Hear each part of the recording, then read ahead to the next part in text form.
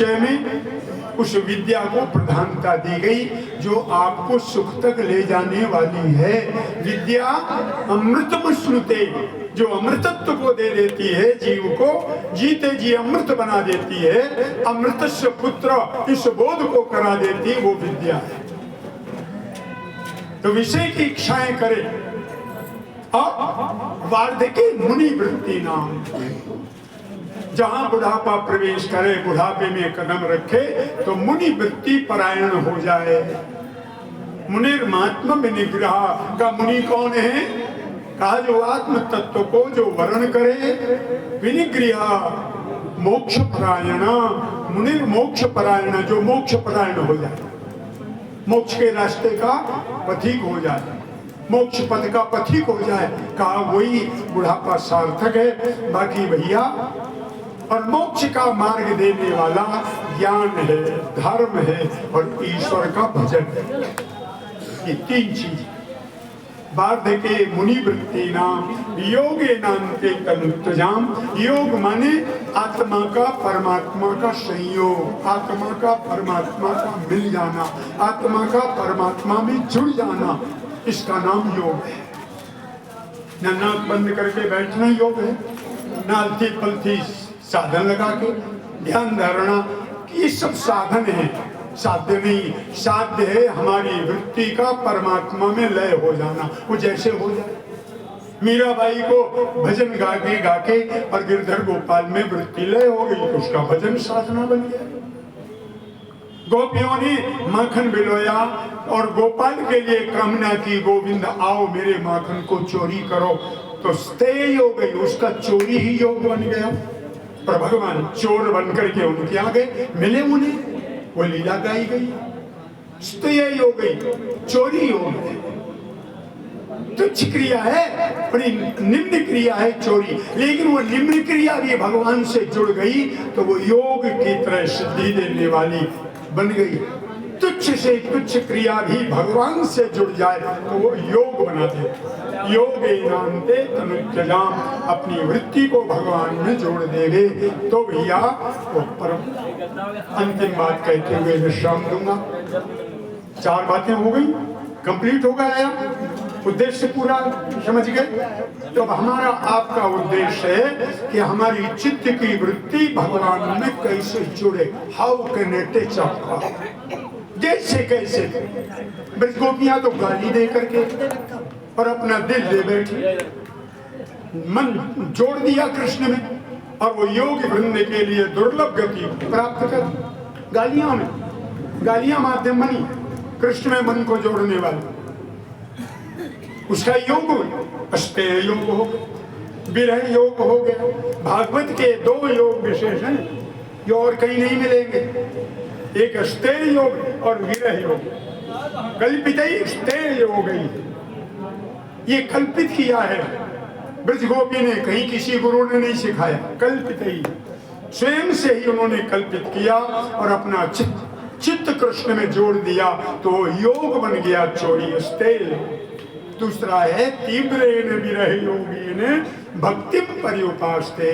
तीव्र विरह योग, इतनी प्रबल वियोग की आग हो गई कि उनका चित्त दग्ध हो गया, और दग्ध जब हुआ तो वाष्पित होकर वह परमात्मा में, जैसे वाष्पित होकर के आकाश में जाकर वो मिल जाता है, जल वाष्प बन करके आकाश में व्याप्त हो जाता, ऐसे ही गोपी का चित्र परमात्मा में व्याप्त व्यापक हो गया। वह था तीव्रेण विरह योगेन भक्ति पर्युपास्ते। कैसे ये निकेरण, जैसे कैसे भी अपना मन बुद्धि चित्त भगवान में जोड़ देना, जुड़ गया तो जीवन का परम लक्ष्य मिल गया। यही तन कर फल विषय न भाई, स्वर्गम स्वल्प अंत दुखदाई। नर्तन पाए विषय मन देही, पलट सुधाते सठ विश्व। सठ की संज्ञा में न जाओ अभी, लेकिन वही चेंजेबल कंडीशन में है, आप बदल सकते हो। सठ सुधरई सत संगति, हम मेकिंग कंडीशन में कभी आप बन सकते हो भगवान के। निराश मत होना, इसलिए का सठ सुधरई लेकिन हम सच की खोटी में क्यों जाएं? हम जिज्ञासु बने, जिजीविष बने, मुमुक्षु बने और मोक्ष मार्गी बनकर मोक्ष को प्राप्त करें, ये उद्देश्य होना चाहिए। तो अंतिम बात कह रहा था, ये एक सवाल था, राम जी को पूरे जीवन काल में यात्रा में देखें तो राम जी को कौन स्थान प्रिय लगे? जरा जानते हो तो कोई बताए। हमारे क्विज होती ना, क्विज, तो क्विज समझ लीजिए, ये सवाल का उत्तर जो दे सके वो नंबर 1 पास हो। 2 स्थान 3 जो भी बता सके। अयोध्या राम जी को कौन स्थान प्रिय थे, सबसे प्रिय?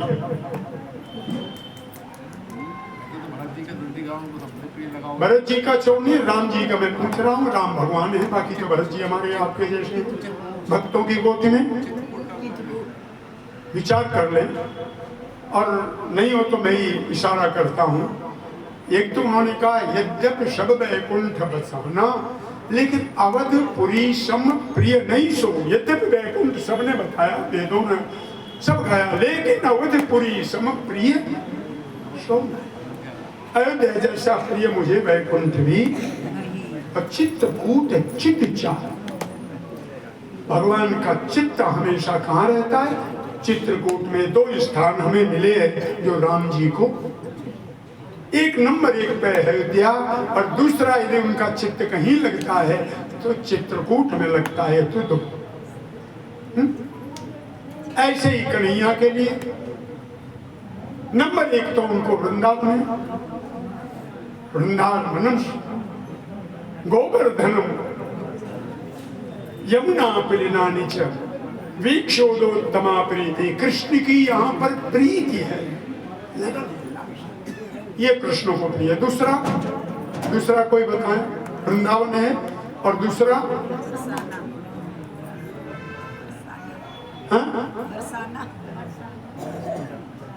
बरसाना श्री जी का स्थान है, उनको ही प्रिय है। और थोड़ा प्रयास करो।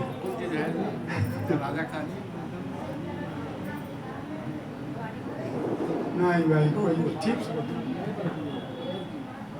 दूसरा द्वारिका, द्वारिकाधीश का चित्त वहीं रहता है जहाँ द्वारिका है, और उनका हृदय तो साक्षात हृदय वृंदावन, साक्षात हृदय भगवान का, वो अत्यंत प्रीतिपूर्ण। वृंदावनम प्रत्यज्य पदमेकम, जहाँ पर वो नित्य निवास करते, बाकी वो उनकी जो विजिटिंग पोजिशन है वो है द्वारिका है। मथुरा में नहीं आया, वो तो बीच का था, पड़ाव, कुछ देर ठहराव हुआ, लेकिन वह द्वारिका में उनकी लीला भूमि और जो उनकी रति भूमि है वो। ऐसे ही तीसरा सवाल है जो अपने गुरुदेव के वर्ग का हो, गुरुदेव से ज्यादा अटैच माने, तो हमारे गुरुदेव को 2 स्थान कौन प्रिय है?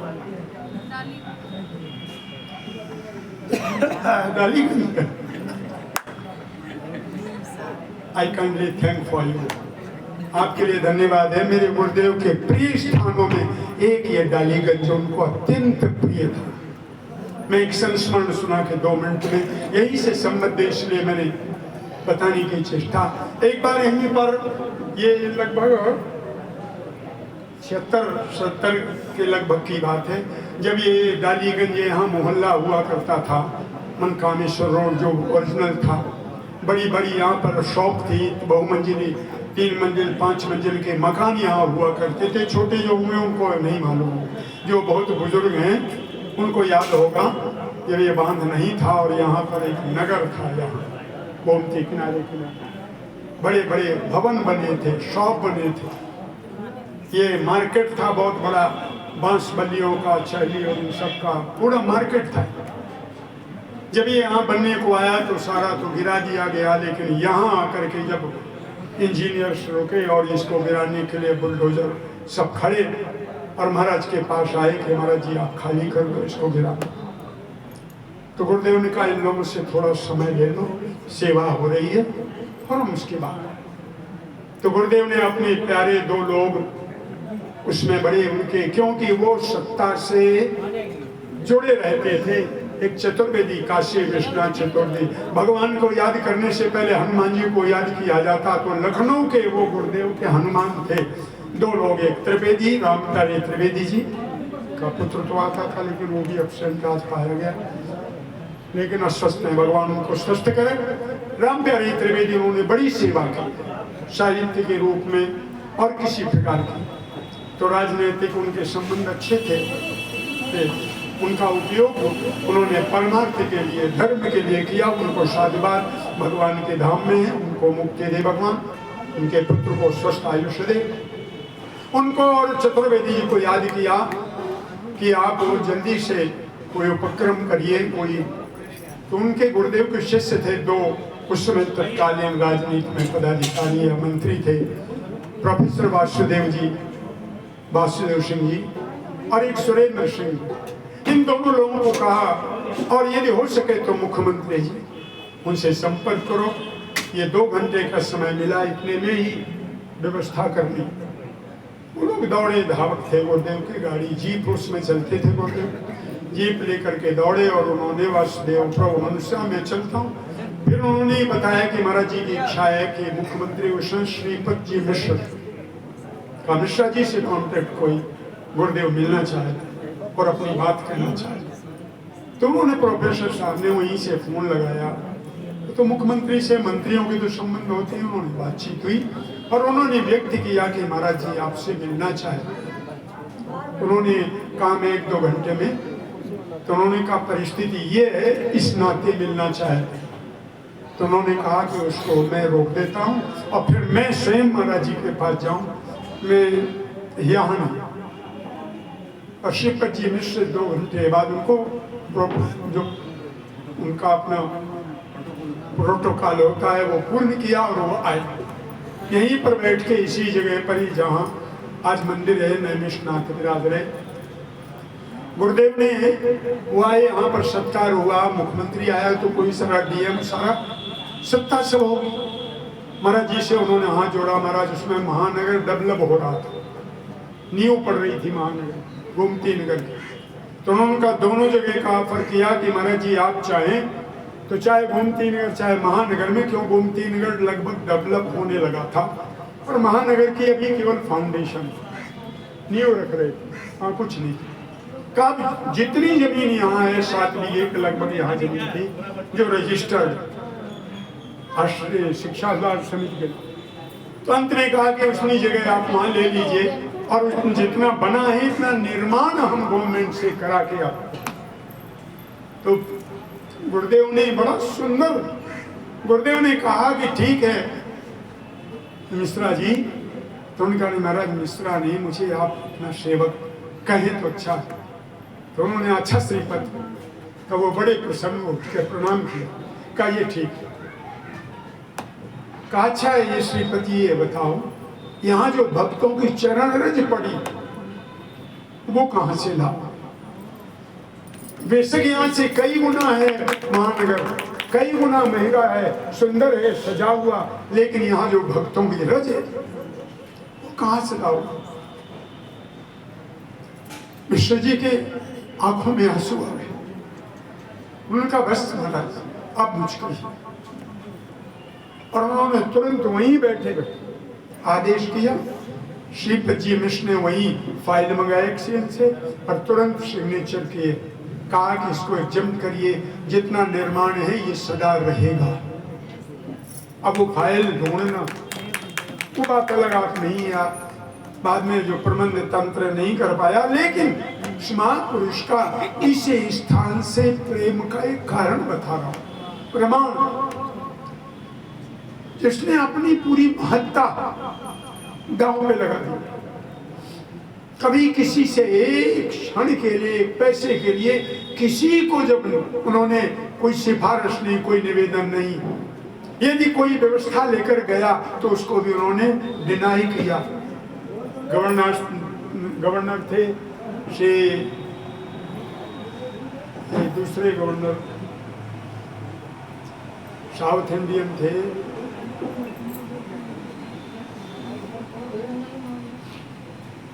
उन्होंने कहा महाराज मेरी गाड़ी फंस गई है, आप आगे लो, पहले बात सब सुनूंगा, यहाँ रोड बन जाए।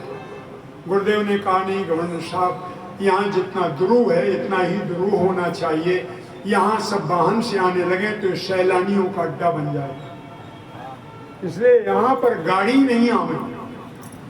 फिर उनकी गाड़ी को अपनी जीप से खींचा और बाद में तो उन्होंने कहा अच्छा महाराज जी जहाँ आश्रम है उतने में नहीं, बाकी में कहाँ बाकी बनाए। कहा यदि आश्रम के अंदर बनाना है तो आप अपनी तनख्वाह से जो बना सके वो बनाए। तो गवर्नर जी ने अपनी तनख्वाह अपने जेब के पैसे से आश्रम में खड़ंजा लगा, इसलिए दोनों तरफ तो पीडब्ल्यूडी का रोड था लेकिन आश्रम में खड़ंजा लगा। तो सत्ता के द्वारा लाभ लेने की कभी, लेकिन वो महापुरुष भी लखनऊ डालीगंज इस आश्रम के लिए उनसे सिफारिश कि ये हमारा आश्रम बच जाए, तो इतना प्रिय इनको। और कोई मास नहीं होता था चातुर्मास को छोड़कर जिस महीने में 1-2 विजिट उनके डालीगंज में ना हो, इतना प्रिय आश्रम उनको था। दूसरे नंबर पर, पहले नंबर तो नैमिषारण्य है, उसमें होना ही चाहिए। जब राम को अयोध्या प्रिय है, कृष्ण को वृंदावन प्रिय है अत्यंत, तो फिर गुरुदेव के मेरे नैमिषारण्य। लेकिन दूसरे नंबर पे उनको ये डालीगंज ऋषि आश्रम प्रिय था। ये केवल बताने के लिए। और मैं आज ये मुझे विचार, जब मैं वैसे यहाँ पूजा जब भी कथा किया, जब यहाँ आया तो रात में रुका तो उस मंदिर में जाके जिसका आज वो नाम नैमिषनाथ नाम रखा, वास्तव में नैमिषनाथ नाम रखा हुआ गुरुदेव भगवान का। और जिस दिन श्रीपद जी मिश्र ने यहाँ एक जन्म किया था उसी दिन, तब यहाँ कोई मूर्ति नहीं थी, तो उन्होंने कहा भी था महाराज मंदिर या इसके लिए हो सकता। तो गुरुदेव ने अपनी गाड़ी में जिन्हें 2.5 साल रखा था, वो छोटे से जो शंकर जी की विग्रह उनको नैमिषनाथ, और वो नीचे अपने जो रोली थी उससे नैमिषनाथ लिख करके स्थापित किया, जिनको 2.5 महीने 2.5 साल तक अपनी गाड़ी में लेकर के पूजा मंगल आरती कराते। तो नैमिषनाथ की स्थापना ये गुरुदेव भगवान ने अपने हाथ से, कालो मंदिर बन गया, ये मेरे नैमिषनाथ बैठे। तो ये लीला उनकी थी इस भूमि इस स्थान के, इसलिए उनकी सत्ता यहाँ। और आज मुझे जो यहाँ पूजा की मैंने इस मंदिर इस चबूतरे में बैठ करके, पहले तो मन में हुआ दक्षिण को मुंह होगा, लेकिन ये और वो, लेकिन मैंने जब वहाँ की पूजा तो मुझे पता लगा यहाँ कितनी ऊर्जा है। आपसे मिथ्या नहीं कह सकता।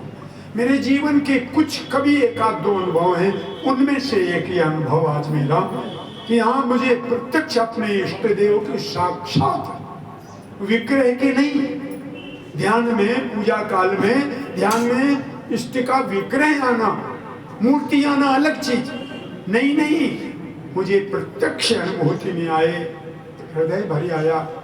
और अंत में वही गुरुदेव मुस्कुराते दिखे कि हाँ मैं भी तो बैठा। इसलिए मुझे ये भाव उसी समय पूजा काल में आया और मैंने कहा ये अपना भाव व्यक्त करूंगा। ये गुरुदेव को अत्यंत प्रिय है, ये इनको मैं लाख लाख धन्यवाद दूंगा, क्योंकि इन्होंने गुरुदेव भगवान की हृदय की सेवा, ये आश्रम की सेवा नहीं, आश्रम का रक्षण नहीं, ये उनकी आत्मा की रक्षा है, उनके हृदय की रक्षा है, उनकी मानसिकता की रक्षा है।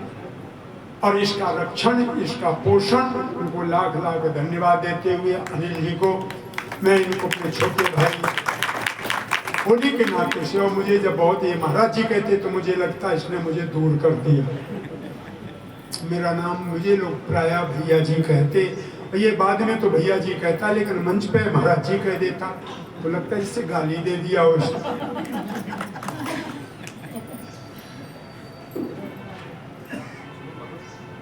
तो इसलिए इस स्थान पर आकर के कुछ अधेय नहीं है, जो प्राप्त करना चाहे वहां यहाँ प्राप्त करे। आपके सामने प्रमाण है, ये स्वयं ये बालक जिसके पास उपलब्धि के नाम पर इस देह और गुरु सेवा के कुछ था नहीं, केवल और जो जानकार हो उसमें रहे हूं उनको अनुभव में हो देखा होगा। केवल महाराज जी की गाड़ी चलाना और एक झोलिया में 4 कपड़े के अलावा कुछ नहीं था। और जिन्हें गुरुदेव महंत जी कहते थे, सर्वदानंद जी तृतीय जगदाचार, वो जब ब्रह्मलीन हुए तब इसकी उपलब्धि इतनी थी। और उनके निर्माण के बाद जब यहाँ आकर के बैठा होगा और कैसे क्या कर लिया, क्या हुआ, आज क्षमता में है कि वो विदे ने 24 आवर्स ये कार्यक्रम की रचना कर ली, केवल दूरभाष से, टेलीफोन से। आपके यहाँ एक बारात आती है एक दिन के लिए तो सारे संबंध, सारे क्लू जोड़ देते हो, सारी ताकत लगाते, तो एक दिन की 24 घंटे की शादी का आयोजन नहीं कर पाता ठीक से। और ये 7 दिन का सत्र करके और बैठा मुस्कुरा रहा है। मैंने कहा कैसे होगा, ये सामर्थ्य कहां से आई? किसी मानव के बस की नहीं। और ये यदि अपने गुरुदेव की कृपा को महसूस करें तो इनके कल्याण में कोई केवल प्रतीति का नाम ही भक्ति है। प्राप्ति तो बहुत उच्च अवस्था है, प्रतीति मानते हैं। और जिनके हृदय में प्रतीति नहीं है उनके लिए व्यर्थ है। गुरु के वचन प्रतीत न जेऊ, जिनको गुरु के वचनों में प्रतीत नहीं है, का वो नराधम, उनको जीना व्यर्थ है। इसलिए अब इनको भी अपने गुरुदेव की कृपा को महसूस करना चाहिए। इसलिए इनको स्मरण दिला रहा हूँ, तुम यहाँ से तुम्हारी beginning of life, starting of point यहाँ, और आज यहाँ कर सके हो, ये तुम केवल और केवल मेरे गुरुदेव, क्योंकि उनके हृदय में बैठे हो तुम और उनके हृदय की सेवा करो। इसलिए मेरे बहुत साधुवाद, आशीर्वाद कहने में भावावेश में बढ़ गया और ज़्यादा समय लगा, इसके लिए भाई क्षमा करते हुए प्रेम से दोबारा प्रभु का नाम लीजिए और फिर आगे की जो चर्चा हो। महापुरुषों का प्रसाद ग्रहण हो गया, आप लोग भी तैयारी करें। गोविंद हरे